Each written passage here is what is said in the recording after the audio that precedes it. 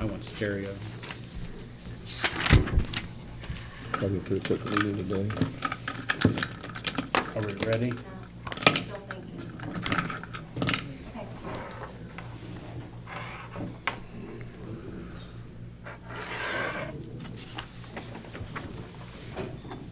Okay. Call this meeting order. All stand face to flag for pledge.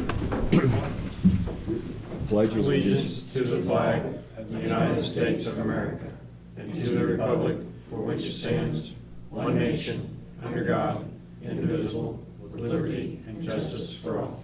You may be seated. Roll call. Brett Luther. Present. R.J. Dillon. Here. Jimmy Oklahoma, present. Approval of minutes. Make a motion to approve minutes as written. Second the motion. Discussion. All in favor? Aye. Aye. Approval of claims. Make a motion that we approve claims. Second the motion. Discussion. All in favor? Aye. Aye. Approval of payroll. I'll make a motion to approve payroll. Second motion to approve payroll. Discussion. All in favor? Aye. Treasurer's report. Brenda's got good news. Well, with the good news comes bad news. Is that mic on? It's on. In May, the main checking account went from 0.40% to 0.90%. The 0.90 was for 27 days. So the main checking account made $29,192.28. The American Rescue Plan money is in that same account, but we track it separately. So it had also the 4 days of 0.40 and 27 days of 0.90 for $1,068.20. We have a couple things in Trust Indiana that go back into the actual funds that has them invested that earn $296.72. And then we have a CD with First Financial for CUME reassessment that also goes back into the fund. It earned $105.41 for a grand total of interest for May of $30,662.61. You also said there's a couple of those accounts that goes, some of it goes in the general account and some of it goes back into the economic development is one of them, you say? Economic development, CUBE reassessment, and the health department's grant. Okay. I'll go back. But all the rest of it just goes back into the general fund? Yes. Okay. Yes. The main reason for the higher number is because we had tax collection. So all that money is sitting there, and of course it's going out soon, so. But the rate has went up from the 0.1 to 0.9. It was 0.15 for years. They don't tell us when they change the rate, and it's not on our statement, so it's been like pulling teeth to know when they actually have done that. So finally yesterday I got the answer that I needed. The Fed rate is always, we get 0.10 less than the Fed rate, but we don't know when they change it in our account because it's not on the bank statement, it doesn't appear anywhere. So I was last minute putting this together because I knew it had changed, but. On the Economic Development Commission loans and so forth, where those monies go? Loans? The payback of those loans, does it go directly to FDA or whoever the government agency that's letting that loan? We don't have anything to do with the loans. Is there, I mean, The Economic Development Commission lets loans, and supposedly they recover monies that they're supposed to be able to operate off of from that. yeah, I'm not. That'd be a question for Doug. Yeah, I'm not sure. He can address here in a little bit if you want to. Yeah. I'm not sure. Okay. Thanks. You're welcome. Very good. Very good. Public comment? Anybody got anything to say? It looks like we got a full house.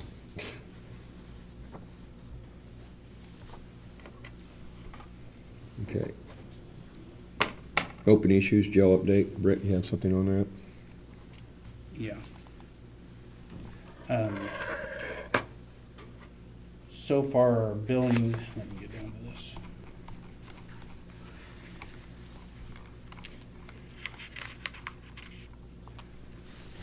We're getting a little bit of separation from our billings from the contractors to our construction. It's about a 7% difference, no, 6% difference.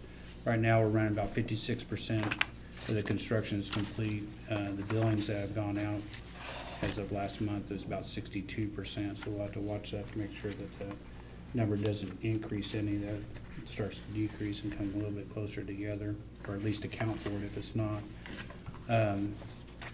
Right in the or that's the billings, the total billings, that is. Contractor billings are 58.7% of that number. We have a couple of things that are going to be going out. I don't know if they're on here. They are not. We will be went out for proposals for furniture for a consultant to assist with that. Forwarded that I think to everybody, the request for proposal anyway yesterday. Hope to have that back next Thursday, and maybe we'll be able to discuss how we want to, or who or how we want to proceed with the procurement of the administrative furniture and equipment that goes into the administrative unit. There's 3 entities that's been sent to. If there's anybody else that we want to include, those names are already on that list of who it's been sent to. So if you have anybody else that we should send it to, then need to let me know who that is. At some point, we'll agree to a contract or a consultant for this. That will be a separate contract from the jail contract, and they'll assist the sheriff and us with the procurement of all the furniture and furnishings that will go into the building at that point. That's over and above the jail costs. That was already budgeted in. It's budgeted in, right. It has a dollar value assigned to it. We'll have to see what it comes out to be. It's until we have a list that's been sent out of what we'd like to have in the administration, and a dollar value assigned to that, but we need to confirm the cost, contract for the cost, and procure the equipment, and actually have receipt and setup of it for assembly. I think that's about it.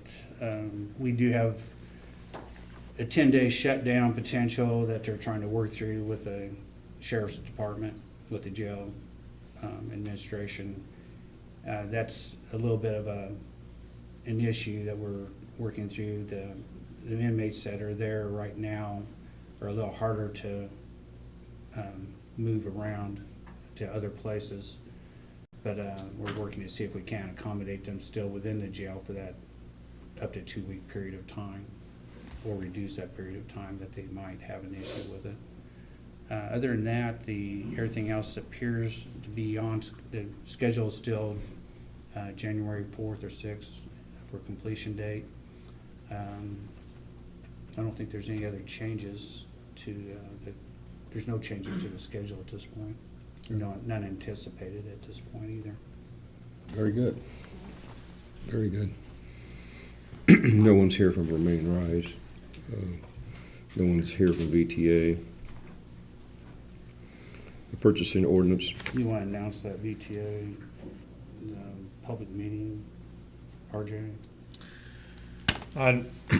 Brenda, what date is that? Your next meeting. It's our next commissioner's meeting?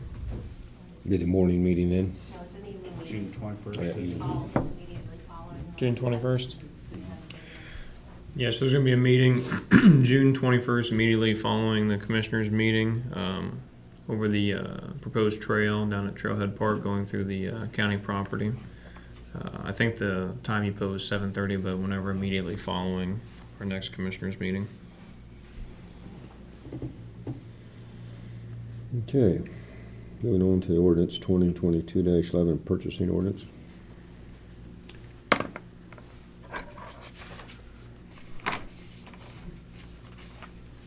Do you have any comments on this, Sean? It's a draft for you guys. If you want to change it, you can do it. I just tried to make something simple and easy to understand. Make a motion that we approve county ordinance number 2022-11 by title, an ordinance updating the county's purchasing policies. I'll second the motion. Discussion? The only discussion I have, I think, is if we go to codification this next year, I think we can resolve, right now we have some duplication of ordinances with whatever year that was, 1983 ordinances, or that we probably want to remove from, so that we don't necessarily have any I guess there's no conflicts between the two, but we don't need to be retaining duplicate instructions, if you will, through the ordinance of how things are to proceed. So that's the only comment I have. All in favor? Aye. All in favor? Oh, aye. Aye. Opposed? Make it pass. New business. Bridge number 37, scoring, consultant selection. Yeah, we've received 2 quotes so far for professional services and engineering for bridge number 37. This is the federal program. We need to have 3. A request has gone out for another consultant to provide, and that's not been received as of today. If we do not receive 3, then we'll need to make an attempt to get 2 verbal or written letters of that there's no interest in providing these services. Okay. Until we get to that point, we can't really score or we shouldn't be scoring this to select a consultant. I'm hoping by the next meeting, our 21st meeting, that we'll be able to make that selection, either with a 3rd quote from another entity and or at least 2 letters of no interest from the persons. But that's a requirement of the federal program. Okay. I think you've been forwarded the information on how to score. Yeah. Okay. Okay, Lucas, automated CPR recommendation to the ARP committee. Whether this is to the ARP committee or I'd also still like to see that the Board of Health would have monies available. I've not had a chance. I've not taken the chance, but You want me to send that to Paul? that'd be great if you Okay. would. I've not taken the opportunity to do that. I sent stuff to her this morning. We have 2 quotes, one that has the maintenance program with it and the other one that does not. The maintenance program adds about $5,106 to it, and I believe that's a 5-year maintenance. Have to confirm that though. Program with it. This is a quote for 8 individual units, and it would basically provide a unit for each one of the fire departments in the county. We would need to have an agreement with those fire departments to one, maintain the equipment, which if we pay for that maintenance as well, they'll still need to make the arrangements to keep it maintained and to house it and to make it in good working order, and also to maintain the training on it as well. It does require at least a first responder, I believe, or above in order to operate the equipment. I think it's a great program. It has great statistics as far as what it does for the county, or what it does for individuals who need CPR, and the survival rate coming out of the hospital has just been something that I don't know that we can ignore from that. So there's whether we take it, recommendation from the ARP that's one source of funds we can pay out of it, out of the general fund, or we can pay potentially what Vigo did was able to pay part of it out of the COVID funding. So if that's possible, I would prefer to take it from the COVID funding or some other source other than ARP if we can. But that's yet to be determined, and this would all, if it's ARP, the council would also have to agree to that as well. Maybe other funds would have to have their approvals, but with this also includes the city of Clinton. I guess we do not necessarily, we can provide the city of Clinton Fire Department a unit, according to what John has said earlier. We still would probably be better off, and I believe he agrees with this, or he said this, with an interlocal agreement with them as well. But That would be the 8 units, that would include the city of Clinton as well. How much trouble is the interlocal agreement? It's just getting those It's writing paperwork down, signed. it's just putting in writing what we're Okay. doing. It's not a big Okay. deal, it's just, Okay. and again, we would want them to agree to the same that the other fire departments are, that they'll maintain the equipment and maintain responders to be able to man the equipment. Have you had any conversation with any of the fire departments? I know I've- they'll welcome it, but I mean, I've asked Mr. Hale to, O'Hare, to poll those fire departments as to their interests, and I've not heard back from Mark yet. okay. I think it's a great idea. Yeah, I've had some phone calls from people interested that are not decision makers for the fire departments, but are in support of it, but they're not the decision makers either for the departments. But I've not heard anything negative from anybody at this point. When would we know, or how would we know if the COVID issue would have to address with the health department, right? Is that what you're saying? The COVID monies, yes. Okay. They would have to see what their budget, where they could allocate monies, and, or if they can allocate monies. I'll check with them, find out for you. Yeah, and they might want to check with Vigo Health Department on how they were able to, or what funds they were able to access to do that. They didn't send a report this month, did they? Health department? Did they say they was gonna change that to quarterly or something? Anyway, it's my recommendation that we do proceed with this, but I think we need to find out where that funding is going to come from before we proceed. Maybe by next meeting we can have an answer for that. Yeah, I can find out about these the COVID funding. quotes, what's the date on the quote? Expiration's 8/22, so we've got until August 22 before the quotes will need to be read. Has there been any other organizations you think that, in the county that want to be involved in this, would help us have bulk buying power? You have to have first responder, at least a first responder certification. Unless the sheriff's department has that, I don't know that we would be providing this on where we'd have consistent training and consistent people to be able to provide these. The fire departments, I think, run on almost all emergency medical. The advantage of this is that if one person is running, and assuming that they know how to use this unit, that they can actually do that. So I wouldn't recommend it for the schools. I would not, unless there's going to be some commitment from these entities to provide training, provide the individuals that maintain their certifications. Okay. I think as far as the county costs go, I think this is enough to make sure it gets deployed anyway. Okay, so we'll have more information next meeting. Ordinance 2022-12, inspection and copying of public records. I don't have anything in front of me in reflection of that ordinance. I don't either. So we'll just let that bypass that today. Ordinance 2022-13, monument ordinance, I think that's with, I think that's still under review, is it not? Still under It's review. Yep. My review still. Okay. But we'll bring it up next meeting. Public comment?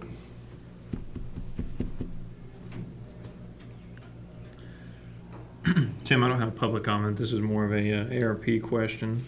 Has the ARP committee met and made any decisions on the funding for Bridge 90 yet? No, we haven't. We'll have a meeting here within the next 2 weeks, and that can be addressed. Okay. And I apologize for that. We got some other things going on, and we should have already approached that. So. Okay. But No we will- problem. We will work on it. Thank you. with that in bumps on another question, is there a bid out for the community crossings that's been awarded? We're into June now. That award will come sometime August, September maybe. I'll check on that. But if we don't have bids out yet, we need to Okay. make sure I'll that check on that that's too. done. I know Need to that see. Melissa's brother's been in bad shape. She's been gone a lot, but I'll address that. Well, the District 2 and 3 we've already been awarded the monies. It's a matter of going out for bids. It would be Right. Melissa doing that. Okay. I'll check on that, get back with you on that one. Your status on the community crossing with the next application, are you? I met with Melissa this week, and Okay.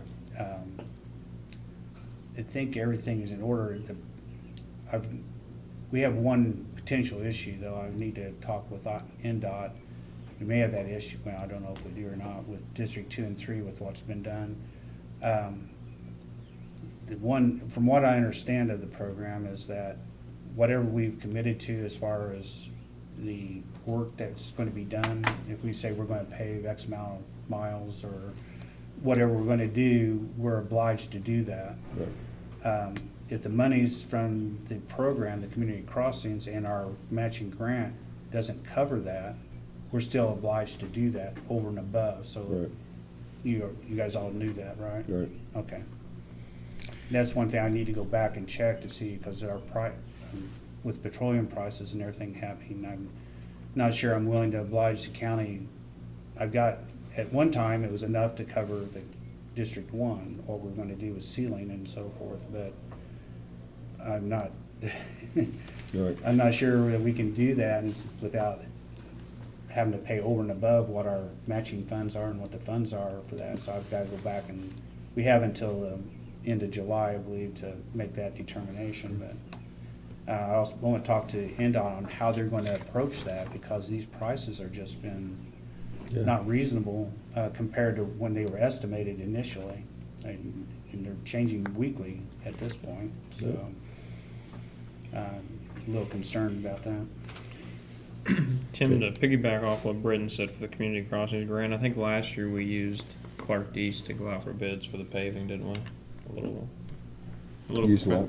We used Clark Dees last year to do the bidding for that.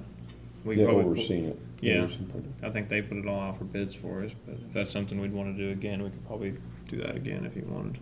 Okay. Or at least check the pricing and see what it is. Yeah, we can't pay for it out of the community crossings, but we can pay for that But it's a good out of professional investment. funds. I think it was good having somebody oversee that. Well, and that raised the issue about last year's community crossing, where we have a section that we need done. Be talking with them here this afternoon about Yeah. that. Okay. Any public comment? Oh, yeah, I had you down here, a little asterisk beside it. Excuse me. Good morning. Doug Hess, Economic Development. One thing I just wanted to let everyone know that late last night around 7 o'clock we launched a survey on our social media. We will also be, and this is in regard to the branding for Vermilion County. A couple other things that the public will have a chance to do. On Wednesday, the week of the fair, which I believe that's the 22nd, RGL Solutions, who's heading this up, will be at the fair, so people can do a QR code where they just kind of put their phone over and it pops up and they can answer 5-6 questions. It takes about 2 minutes. It helps us with this feedback. And then the last week of June, I believe it's the 27th and the 30th, we will be doing a town hall style meeting with RGL Solutions where it's open to the public, elected officials, business leaders, etc. The 27th, I believe, starts at 6 o'clock down in Clinton at the community center. The 30th will be at the fairgrounds and up there in Cuga, and it's just going to be open to, again, help us with the branding of Vermilion County, what people would like to see, etc. We're asking things like what does people think our greatest asset is for the county and stuff, and that helps us with the marketing of that. So that just launched last night, and really takes about 2 minutes of your time. I think there's 5-6 questions that's on there, and we just encourage to ask everybody to take that quick survey. The more information we get, that helps us with our branding process. Are both those meetings at 6? Correct, yes. And I will verify that it's the 27th and the 30th. I'm going off memory, but I'm almost positive that that's the 2 nights. Once you get that, Doug, if there's any type of flyers or anything, you can probably send that to the all-county email or send it to Brenda, and Absolutely. we can send that all out. Put it on the website. Yeah, put it on the website. And plus your new Facebook page. Yeah, we've been Social media. marketing that pretty heavily as well. Is it being hit on very much? Yeah. It is. So we have like 225 likes or follows. Not all of them, interesting, are here in Vermilion County, so we are getting hits outside the region. I haven't broken it down because it's still kind of new. I want to give it a little bit of time before we start really diving into the information. But from what we can see from a very quick, high-level glance, we are getting looks from outside of Vermilion County. So I think that's a positive thing. So it's still in its early phases, and so if you have ideas that you would like to see, I mean, we've done everything from the Ernie Pyle Museum to we're looking at adding something up there with the Beef House because of the Tesla charging stations. I mean, just anything and everything to show interest in Vermilion County. Well, the Ernie Pyle's a hidden gem down there for the county, you know? I mean, that's a... I didn't know if that's what I had placed on my Facebook page was the hidden gems. I didn't know if you were. Actually, no. I didn't even click on me on that, or if it did subconsciously, maybe I've done it. I don't know. Yeah. But, so, but no, I mean, it's nice. Things like that people don't know about. So just Thursday, I think it was, Senator Braun came and toured the facility and put up a quick 30-second video promoting that. So yeah, some good things happening. Have we ever thought about doing some marketing about Illinois businesses? It seems like everything's crossed that state line, and we should be marketing to bring it over here, and I don't see us doing that, and I don't know how we could do that, but I think it's something that needs to be addressed. Absolutely. I agree with you. It's something that we've talked about. Just gets a little bit tricky because I'll give you an example. When we first launched it, I think it was Brent that brought it to our attention. We just said Vermilion County, and then it's Indiana, and then you have it becomes kind of a tricky game that you have to play to make sure that you're promoting yourself and not somebody else and driving them somewhere else. We're just in a very unique and weird position that we'd have two counties named Vermilion from two different states butting up against one another. One's got an L, the other's got Yeah, I know, but we have to look at that as well. But that is on our list, and it's making those relationships, those contacts over in Illinois, and then you have to gain their trust over a period of time to bring them over. So, but that's definitely on our radar. Okay. Do you hear anything else about, or any other action on trying to get these vacant lots onto the county site with the economic development to show land available? Something I was really wanting to see happen. Yeah, we're open to that, but I have not received any. So if anybody that would like to send those over to our office, please do, and then we can put a list together and make it look nice. And what we don't want is just hit and miss. We want to. It's all about packaging, to be honest with you. Got to make it look nice so people will want to look at that. So I guess my problem is I don't know where all these are, and so if somebody could help send them to our office so we can start putting that package together, that would help. Who has to maintain that? Are you doing it or RGL doing it? RGL Solutions is doing it on our behalf. So I feed them stuff all the time. I say, I'd like to have this, this, and this, and then they look, write it up, send it back to me. I look over it, make any suggestions before it goes live. Current. They keep it current. Absolutely. So we're not Yep. still back in 2021 or anything. No. So. No. And you're happy so far with the professional services they're providing for you? Absolutely. Good. 6 They'll be months we're going to providing us, revisit that. we'll be doing a review here in Correct. July, right? I think it is July. Yes, I think you're right. Are they making any presents for us on the state level?